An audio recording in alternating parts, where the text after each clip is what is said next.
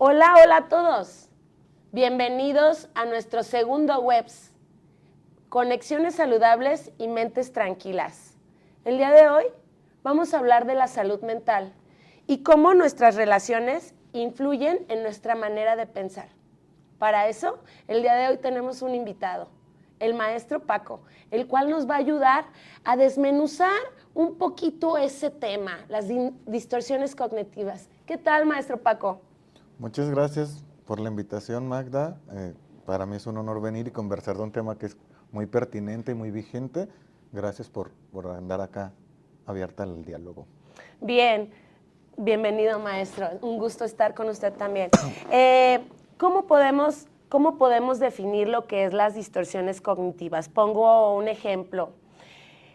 ¿Qué nos pasa? Que nos ponemos a pensar, nadie me quiere, voy a reprobar el examen, mi novia me está poniendo el cuerno, mi vida no tiene sentido. Y son pensamientos recurrentes que a veces nos invaden y nos impiden hacer algo bien, ¿no? Sí. Nos quitan las ganas de ir a la escuela, nos quitan las ganas de ir a trabajar. Entonces, maestro, ¿cómo podemos definir la distorsión cognitiva? Nos podría ayudar a entender que una distorsión cognitiva parte de una idea esquemática de nuestra cabeza de cómo funciona, cómo lee la realidad y generalmente eso está modificada o alterada. Un ejemplo de ello es un lente de una cámara de las que se puede acercar la imagen, pero el lente en sí mismo puede estar rayado o puede estar lastimado. Y entonces cuando tú estás capturando una imagen, de entrada la captura de la imagen ya está modificada, ya no está apegada a lo que es la realidad. Entonces está distorsionada y la manera en que incorporas esa información ya tiene un sesgo y ya no es tal cual es, pero ese sesgo está dentro de ti, producto de tus aprendizajes, de las experiencias pasadas que has tenido en el momento de relacionarte, y la mayoría de las veces ni siquiera te das cuenta que ocurre esa distorsión, solo la vives y la padeces. Ok, entonces podemos decir que una distorsión cognitiva es un mensaje erróneo, Sí. una información errónea, Sí. ¿sí? Que estamos aplicando a una circunstancia donde no queda ese mensaje, ¿verdad? O sea, Sí. la circunstancia actual no corresponde a lo que tenemos en la mente. Sí. ¿Sí? Podríamos decir que es como una alteración de la percepción. Ajá, una alteración de la percepción. Ok, hablamos de un mensaje erróneo. Sí. ¿De dónde? Me dices que tiene que ver con experiencias pasadas, con aprendizajes pasados. ¿Cómo puedes darnos un ejemplo, maestro Paco, Sí. de cómo se generan las distorsiones cognitivas? Un núcleo de referencia en donde sucede esto es en nuestra familia, papá, mamá, en cómo fuimos criados, en cómo nos trataban, qué tan amorosos eran las personas en su acercamiento con nosotros, qué mensajes nos decían, si somos valiosos, si no somos valiosos, si somos inútiles. Esa forma en la que yo voy construyendo la idea de mí nace de nuestros lugares primarios y también de las personas importantes que quizá en la primaria, en la secundaria nos fuimos relacionando. Pero el tema es que en algún momento se filtraron a mí sin yo necesariamente cuestionarlas y las hice mías. Y entonces hoy en mis relaciones actuales, estoy en mi escuela, en el salón de clase, y entonces esa forma que a mí me decían, es que eres un tonto bueno para nada, tú no vas a ser exitoso en la vida, cuando yo llego al salón de clase y veo que hay algo que no me sale bien, se me activa ese pensamiento y digo, sí, ya me lo decían, yo soy un tonto, no sirvo para nada. Ok, entonces, a ver, un poco conectando con nuestro webs pasado, donde hablamos de los hábitos, me viene a la mente que una distorsión cognitiva se puede generar a partir de hábitos familiares, Sí. donde ponemos este ejemplo en mala forma de que le decían, tú no sirves para nada, tú no sirves para nada, y llega a la escuela donde él ya introduce este pensamiento generado por hábitos familiares, Sí. los aplica a la escuela y dice, ya no sirvo para nada. Sí. Pregunta, ¿pero cuando son positivos ya no se llaman distorsiones cognitivas? Porque también se generan hábitos positivos.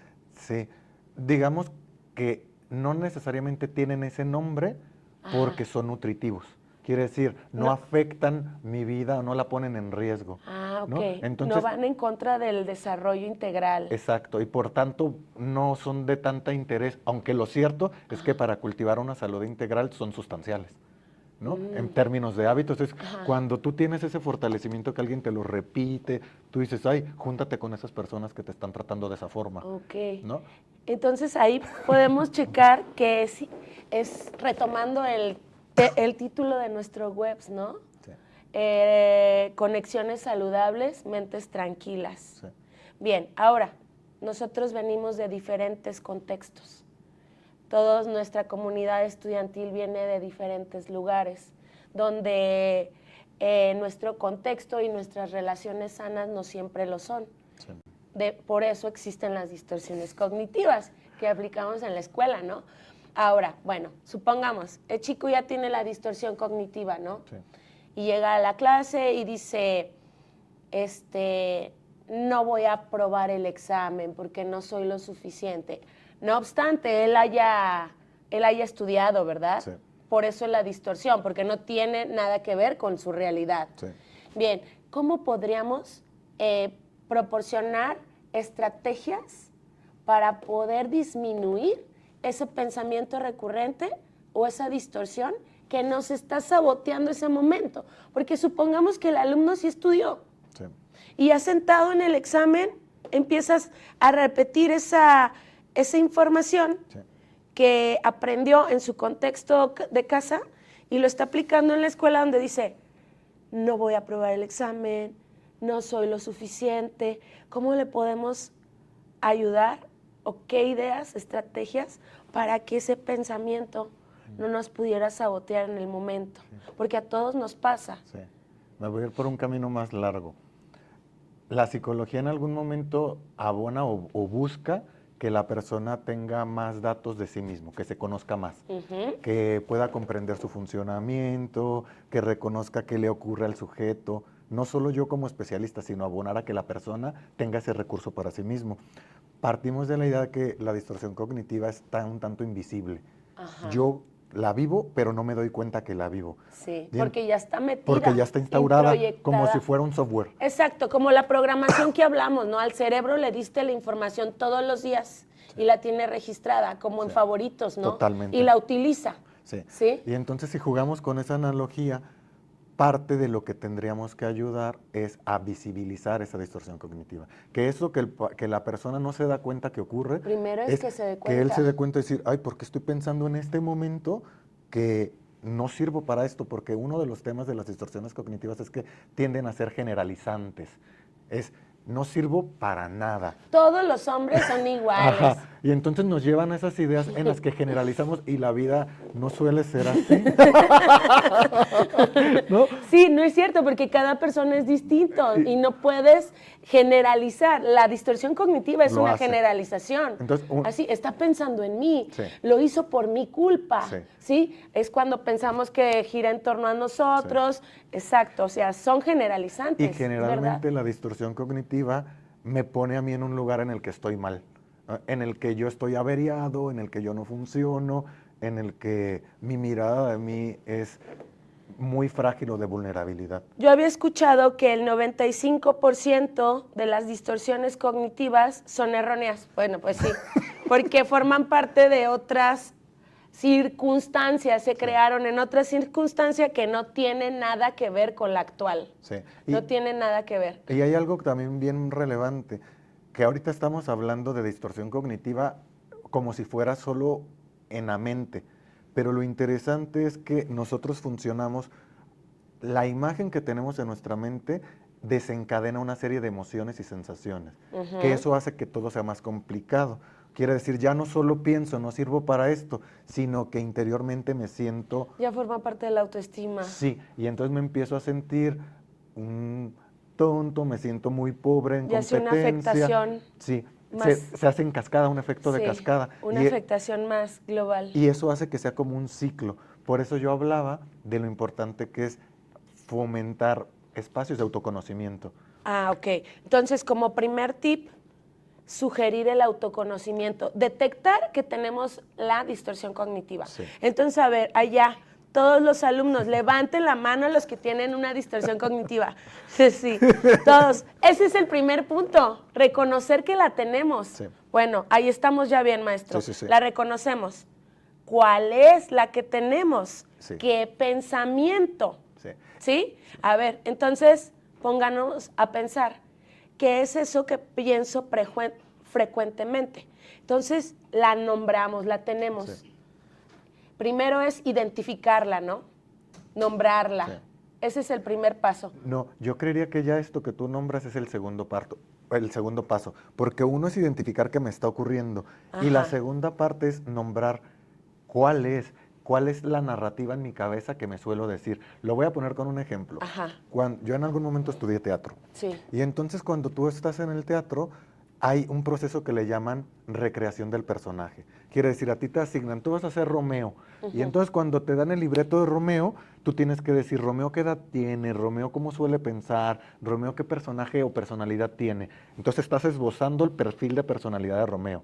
Ajá. Y entonces eso te ayuda un poco a reconocer que luego la distorsión cognitiva me lleva a ser un personaje, no soy la persona que yo soy, ¿no? Me lleva a representar algo, pero a veces no me doy cuenta que estoy representando ese papel de una persona muy empobrecida, con muy poca confianza, que siente que no tiene fuerzas para enfrentar la vida. Entonces sí está complicado darse cuenta que las tenemos, ¿sí? Sí Sí. está complicado darse cuenta. Sí, y entonces, primer paso, sí el visibilizarlo, segundo paso, poderlo nombrar, y tercer paso yo podría imaginar es ver los efectos que me genera en mí cuando esa distorsión cognitiva se activa. ¿Qué me ocurre en mi cuerpo? El nivel de energía que me coloca, emocionalmente quizá tengo desgano, cognitivamente digo, ya voy a tirar la toalla, no voy a hacer nada porque no podré jamás ser exitoso, ni siquiera lo voy a intentar.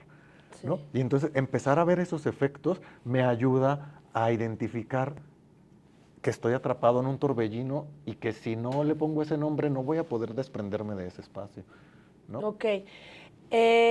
Y de una manera un poco más llevadera, ¿cómo pudiéramos poder controlar un poco estas distorsiones cognitivas? Sí. Porque lo que nos explicas es todo un proceso, Sí. ¿sí? Y hablando de que tenemos que generar hábitos, Sí. en cuestión de hábitos, ¿qué podríamos incluir en nuestras actividades todos los días para ir un poco atacando esa distorsión cognitiva? Se me ocurre algo, maestro. Sí. Bueno, básicamente la respiración, ¿no? Cuando nos sentimos atacados por el pensamiento genera una emoción, Sí. ¿verdad? Ya está nuestro corazón, tun, tun, tun, tun, tun. Lo primero, respirar, ¿no? Sí. Respirar. Entonces, después, todos tenemos cositas que decimos para distraer la mente. Pongo un ejemplo independientemente de nuestras creencias, ¿no? Hay gente que no puede dormir porque está pensando. Sí. Está pensando y posiblemente lo que piense es una distorsión cognitiva. Y dicen muchos, hay que contar ovejas. Parecería absurdo, ¿verdad? Siempre estos consejos absurdos, pero el contar ovejas hace que pongas atención en una idea y estructures un pensamiento donde te vas imaginando una oveja, otra oveja, y le cambiaste el tema al pensamiento. Nos concentramos en una. Te concentras en el número que sigue y en la oveja. ¿Sí? Sí. Dirían, yo nunca cuento ovejas. Inténtalo y dejas a un lado ese pensamiento que te impide dormir. Sí. Otra gente pudiera rezar, repetir algo que no cuestionas. O sea, sabemos los números de manera automática, ¿verdad? 1, 2, 1 oveja, 2 ovejas, 3 ovejas. Y a veces los rezos y las oraciones ya lo sabemos. Sí. Y no los cuestionamos, solo los repetimos. Y ponemos un poquito de atención. Sí. Y así existen muchísimas otras cosas que podemos hacer para disminuir el ruido de una distorsión cognitiva latente. ¿Sí? Sí. Ahí lo estamos distrayendo, pero Sí. estamos focalizando la atención en otra parte. Me hiciste recordar de algo que creo que es como muy profundo. Podríamos jugar con la idea que la distorsión cognitiva es una manera en la que la mente funciona de una manera irregular, no para lo que fue diseñada.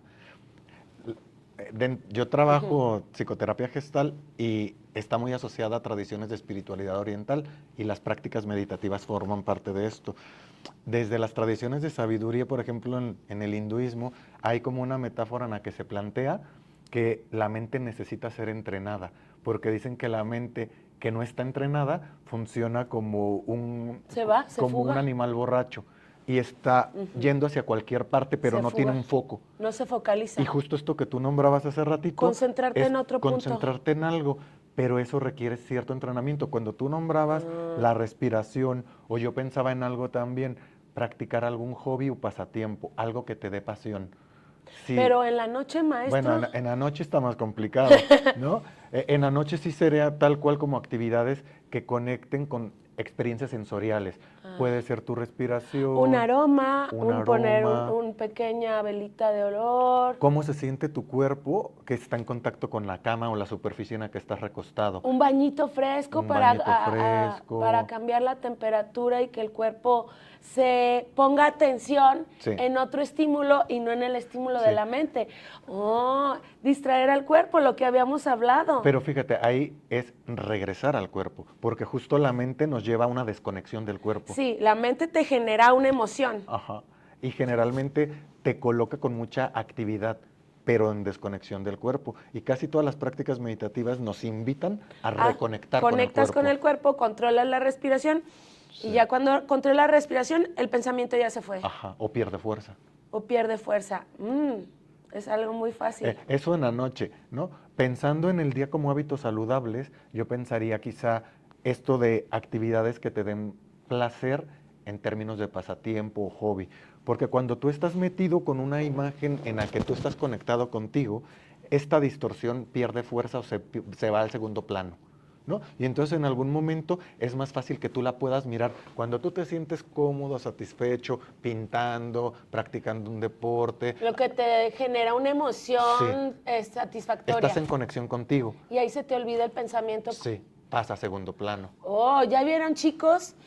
Hacer nuestros hobbies. Ustedes, andar en la patineta, ilustrar sus ilustraciones, los hacen de manera natural y fácil desconectarse con un pensamiento recurrente. Sí, Eso es muy buena idea, maestro. esa es buena idea. Sí. Hay otra cosa que también es como muy sugerente, que es el poder tener espacios seguros de amistades o personas con quien interactuar con las cuales yo pueda expresarme. Generalmente cuando yo solo estoy en atención a mis propios procesos como psicológicos, yo tengo una perspectiva única, es como una visión de túnel. Yo solo me miro a mí y mi realidad de una sola forma. Y entonces es difícil salir de ese esquema. Pero cuando yo llego contigo y te platico, oye, ¿sabes qué? Me he estado sintiendo triste, me pasó tal situación en la mañana, estoy como con Lo desaliento. compartes. Y tú me puedes decir, oye, qué mal escuchar A esto mí de también ti. me pasa esto. Y entonces yo puedo acceder a una mirada distinta a la mía y relativizar mi propia mirada, pero además sentirme acompañado de ti. Generar esos espacios termina siendo sustancial porque generalmente vivimos en una sociedad cada vez más individual, ¿no? Los chicos que nos acompañan de la prepa cada vez más son hijos de la tecnología. Viven en sus espacios digitales, con los celulares, con las redes sociales, con los videojuegos, pero casi esas actividades son individuales, cada quien en su casa, como lo que ya los adultos tenemos de home office, ¿no? Y entonces cada vez hay menos núcleos sociales en los que interactuamos. Me viene a la cabeza algo que luego ahí hay como una perspectiva de género. Creo que culturalmente las mujeres se tienen más permiso de mostrarse vulnerables, de entre ustedes acercarse, de convivir, de compartir cómo están, de apapacharse.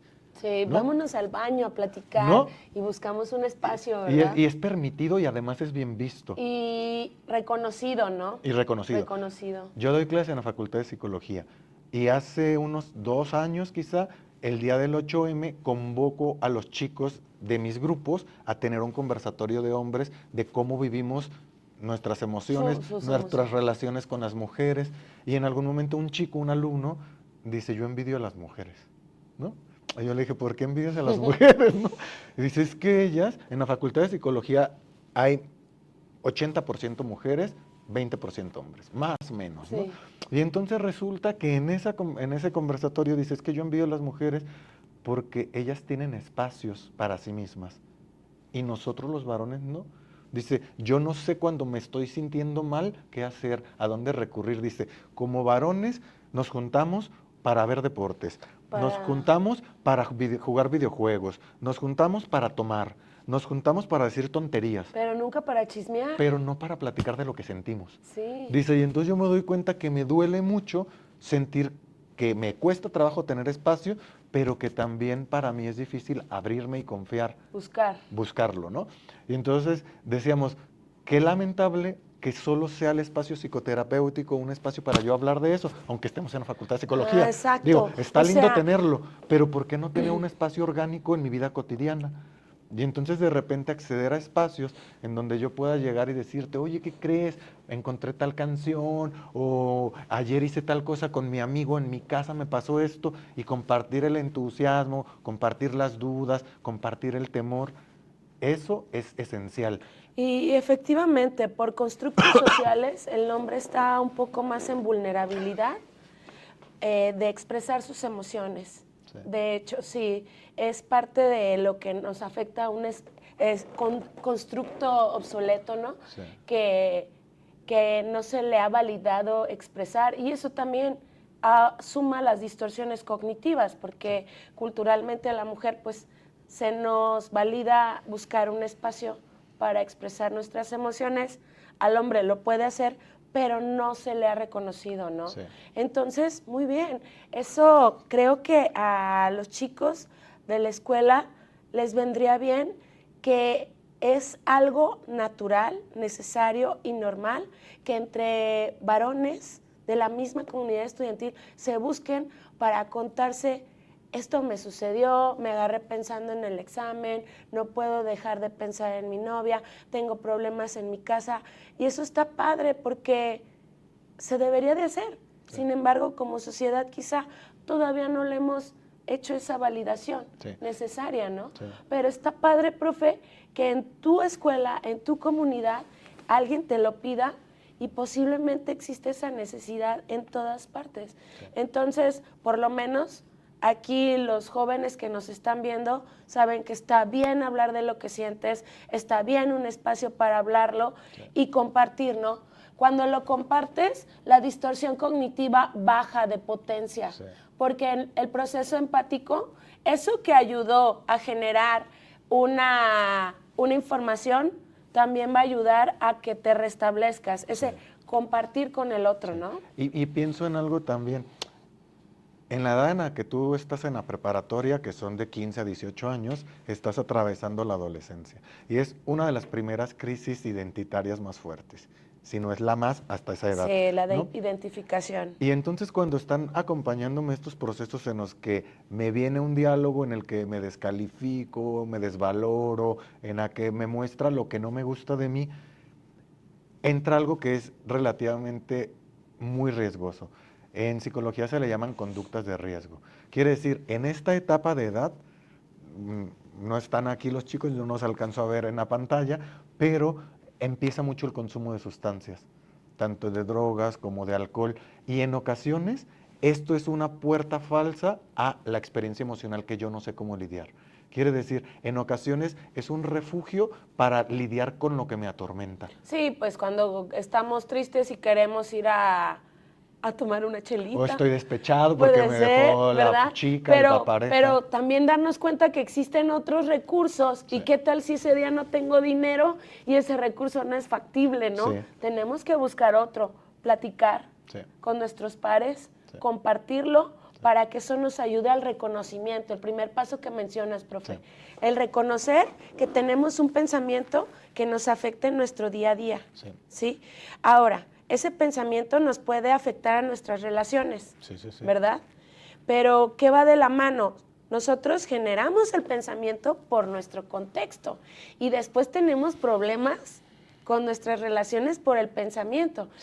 Ahora, basándonos en el tema de hoy, conexiones saludables, una mente tranquila, ¿cómo podríamos promover una buena vinculación con nuestros pares para no generar tantas distorsiones cognitivas de las que tenemos y que potencialicen nuestros vínculos con nuestros compañeros, ¿no? Sí.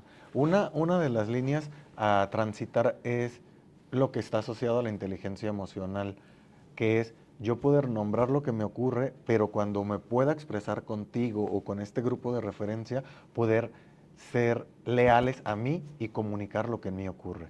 O sea, aceptar lo que nos pasa. Sí, y nombrarlo Y con nombrarlo. el otro, porque es el reconocimiento de mi necesidad. Es, oye, hoy me siento mal, ¿me puedes abrazar?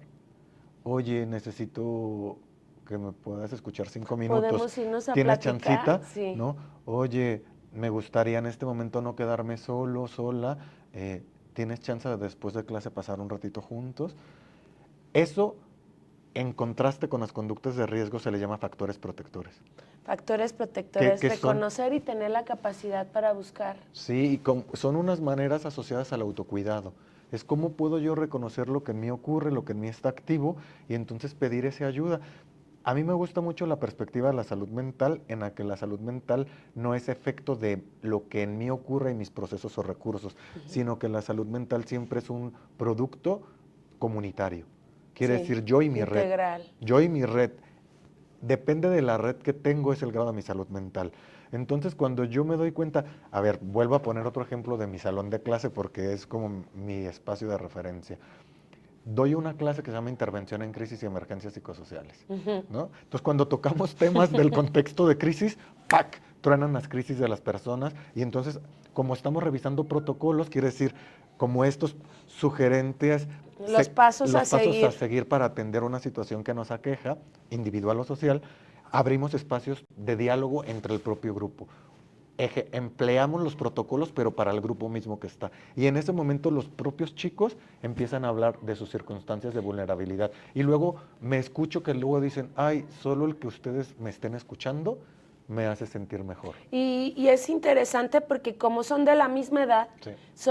Estudian lo mismo, están en el mismo nivel de desarrollo, yo acuñándolo a los de prepa, ellos entienden más que los que lo puede entender un adulto, porque experimentan cosas similares, cada quien en su dimensión. Y ahora sí que me llama la atención, profe, porque podría ser hasta un trabajo en equipo. Total. Que se sienten en equipo y que entre ellos se puedan ayudar a resolver el mismo manejo de cómo, sabes que yo me lo calmo así, sí. ¿Sabes qué hago? Sí. Yo me voy a pasear con mi perro o le hago piojito. Sí. Yo cuando pongo a hacer eso, me pongo a hacer TikToks, no sé, sí. O me pongo a hacer crucigramas o sudokus. Sí. Entonces, a veces el cruce de la información. Sí, porque con gente de la misma, comparten ¿verdad? Los recursos que son exitosos o favorables. Y fíjate, ahorita, o también lo que no les funciona. O también lo que no es como, ay, a mí esto no se me hace, no me da ayuda, ¿no? Ajá. Pero ahorita que te escuchaba, me hace ver la relevancia de los espacios escolares. Porque luego también algo pasa en las generaciones de quienes nos ven, que luego en casa no siempre tienen amistades, no siempre tienen con quién convivir. Así es, su escuela es muy importante para ellos. Y la escuela se convierte en ese referente. Así es. Cuando yo sé que en la preparatoria hay clases de psicología, o sé que están estos TAEs, ¿no? Los talleres, se me hacen relevantes porque creo que nosotros, profes, que acompañamos esos espacios, les podemos potenciar. Claro, y a los alumnos les encanta el tema porque se ve de manera básica, básica por el nivel en que están. Y es promover este tejido social entre ese grupo el día a la semana que se ven, porque fuera de la escuela a veces no tienen otra red social. Y esa es la verdadera red social, la de la escuela. Sí. Es cierto. Y entonces hablábamos de que si la salud mental es efecto de un espacio comunitario, si yo no tengo un núcleo comunitario, pues ¿qué me respalda? Pero si en la escuela tengo un grupo con quien me escucha, con quien me siento acompañado, con quien interactúo, con quien me la paso bien, con quien también río, pues eso me da un soporte, un sostén, me la hace pasar lindo. Entonces, miren chicos, ya saben, la vez que se quieran quedar un rato más en la escuela, le van a decir a su mamá, mamá, es que estoy curando mis distorsiones cognitivas. Me quedé un ratito platicando con mis compañeros. Sí. Porque la verdad se sienten mejor, se van a casa mejor después de compartir. y entre ellos el cruce de la información. Y tomando un poquito el tema, maestro, ¿qué hay de las redes sociales? ¿Nos podrían impactar? ¿Nos podrían ayudar? Porque creo que también le podemos sacar algún beneficio, ¿no? Sí. ¿Cómo podría ser la intervención o cuál es el papel de las redes sociales en las distorsiones cognitivas, en esos pensamientos que tenemos? Sí. Yo quizá algo que podría visibilizar en primer momento es que luego en las redes sociales casi siempre queremos mostrar lo bonito, lo lindo, lo que nos va bien. Ajá. Y generalmente, por eso son los filtros, ¿no? Es O sea, por eso los verdad. filtros es que tú muestras lo que en tu vida te Y gusta o te luego si agrada, compartimos algo, dicen, ay, ve a terapia. ¿no? Oye, es verdad, y ya no me puedo poner que estoy Ajá, triste. porque eso está un tanto vetado. Y entonces Exacto. el tema es que cuando yo en las plataformas de la red social solo veo lo lindo que les pasa a otras personas que yo conozco, ese puede ser un punto de contraste y comparación con mi vida que yo conozco. Y digo, ay, a mí no me va tan bien como a Juanito. Ay, yo no tengo este nuevo juguete o este nuevo juego como lo tiene Pedro. Ay, y eso puede fortalecer la versión distorsionada que me cuento de mí mismo. Pero ojo, no estoy comparándome con una realidad, me estoy comparando con lo que el otro me mostró. Ujú. Que Con algo ficticio con algo ficticio. totalmente. Lo que a mí se me hace de riesgo de las redes sociales es que han suplantado las relaciones humanas. A ver, en mi generación, yo tengo 43 años. En mi generación yo fui niño de jugar en la calle, de jugar en los parques, de interactuar con otro. Yo crecí secundaria, prepa, los teléfonos inteligentes los conocí ya grande, ¿no? En la prepa. Pero yo tuve un contacto real con personas reales, de carne y hueso, nos tocábamos, ¿no? Eso se ha demeritado mucho en las generaciones actuales, ¿no? Del 1990, 2000, la tecnología ha suplantado la relación humana. Y entonces el tema no es que esté mal, pero es cómo dosificar el tiempo que yo estoy en una red social, porque luego yo escucho personas que dicen, ay, yo solo me quería meter media hora y estuve 3 horas en redes sociales. Sí. Entonces lo malo no es las redes sociales, lo malo es cuánto consumes de redes sociales. Porque eso también va alimentando cuestiones de hábitos Sí. nocivos que pueden alimentar más la información que tenemos, o sea, hacer como una distorsión cognitiva enorme, ¿no? De todo esto, de esa información Sí. innecesaria que consumimos. Sí. Y bueno, ahora sí que vuelvo a rescatar qué importante es la convivencia día a día entre los compañeros en la escuela. Por lo tanto, se debe de valorar todavía Sí. la comunidad más porque seguimos reuniéndonos, siguen habiendo salones de clases llenos de alumnos. Entonces, sí, con el teléfono quizá, pero estamos ahí juntos. Sí. Estamos viéndonos a los ojos, estamos interactuando. Si vemos tristes, ¿qué pasó? ¿Qué tienes? Entonces, volver a rescatar lo que tenemos, Sí. valorar la presencia, valorar la clase presencial, ¿verdad? Sí. Porque es muy fácil, ahora sí que la clase en virtual, chicos. Nosotros que tenemos la experiencia de vivir la presencialidad, sacarle el potencial del vínculo humano, profe, Sí. donde tengo la capacidad de compartir y él me comparte y eso se vuelve una experiencia humana increíble, porque no te preocupes, yo hice esto, o no pasa nada, al rato se le baja a tu mamá, no nos van a correr de la casa, cosas así de adolescentes, ¿no? De que ahí han de estar escribiendo que el chepe y que no sé qué cosas ahí en los comentarios, ¿no? Pero eso da la comunidad porque en desconocidos se platican Sí. y eso ya pone el interesa a la interacción humana real. El otro día me decía una alumna, me decía, profe, me pasa algo, me di cuenta de algo y me asusté. Y yo, ¿qué te pasó, no? Me dijo, yo consumo mucho TikTok. Dice, y me di cuenta que cada vez más escroleo más rápido. Quiere decir, me atrapa menos lo que observo de contenido en la red. Me atrapan. Me atrapa menos, ¿no? Menos. Y entonces tengo que scrollear rápido. Dice, pero el tema es que me di cuenta que eso me empieza a pasar cuando estoy junto con alguien. Y entonces me empieza a platicar algo y pienso, ay, qué aburrido. Ya Sigue quiero con irme otro tema. Ajá, o ya me quiero ir de aquí. Y Híjole. entonces dijo la chica, me asusté que esto que me pasa en red social me empieza a pasar en la interacción con otro. Y me dijo, Bueno, rescatamos que lo reconoció. Y entonces le preguntó a su clase, ¿a alguien más le pasa esto? Y todos, cambia de tema. Y varios levantaron la mano, ¿no? Sí. Y entonces fue como, oigan, ¿y ustedes cómo le hacen? Que era lo que tú planteabas hace rato. Ajá. ¿Qué recursos son los que ustedes dan?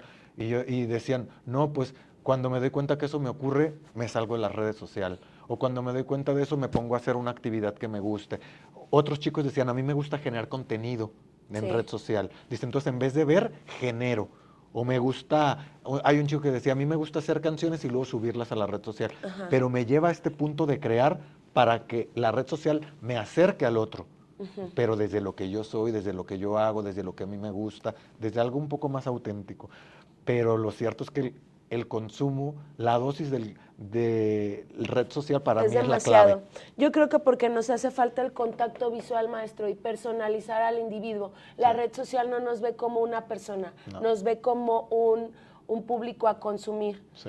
Bien, pues, ¿qué tal que vamos a ver ahora, chicos? Los invito a que hagamos un pequeño ejercicio para reconocer cuáles son nuestras distorsiones cognitivas más favoritas, ¿no?